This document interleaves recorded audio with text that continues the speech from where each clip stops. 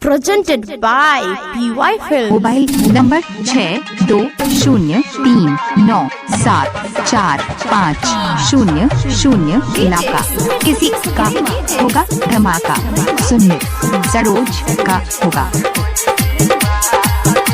Mix by Parveen Yadav. मैया के भगती कइले तोहर पूरा होइतौआ सजे सोना।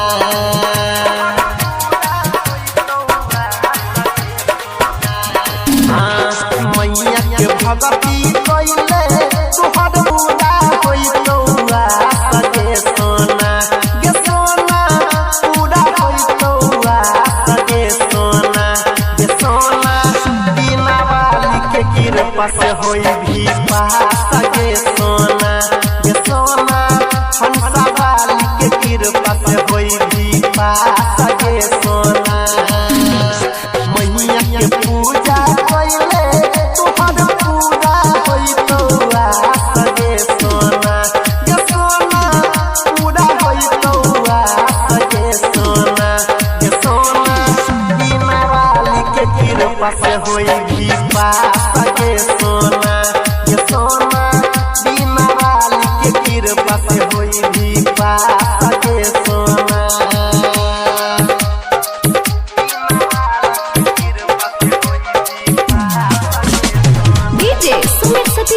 डीजे सरोज तैयार छकराही मोबाइल नंबर 6239744500 इलाका किसी का होगा धमाका सुनने सरोज का होगा। सरस्वती माता ज्ञान सहतो रजरनिया जोइर दे तो नाता। विद्या के दाता छिए सरस्वती माता जोइर दे तो तोहर रनिया ज्ञान सनाता। होई जइबी तोय तो ज्ञान सभा का देखा सगे सोना। गे सोना सभा का देखा सगे सोना। गे सोना बिना वाली के कृपा से होई भी पास गे सोना। गे सोना हंसा वाली के कृपा से होई भी पास गे सोना। Mix by Parveen Yadav.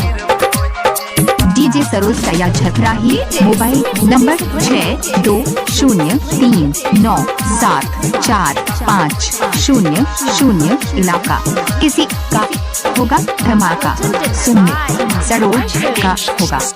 मैया के भगती पर दही तोय ध्यान गे बढ़ जे तो ज्ञान रनिया होई जई भी विद्वान गे।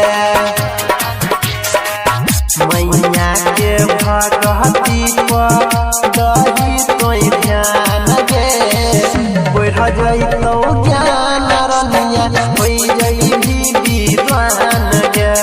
कहै छौ हम लसानी कइले कोई विश्वास गे सोना। गे सोना कइले कोई विश्वास गे सोना। गे सोना बिना वाली के कृपा से होई भी पास गे सोना।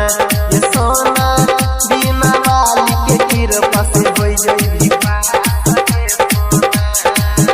डीजे सरोज तैयार छकराही मोबाइल नंबर 6239744500 इलाका किसी का होगा धमाका सुमित सरोज का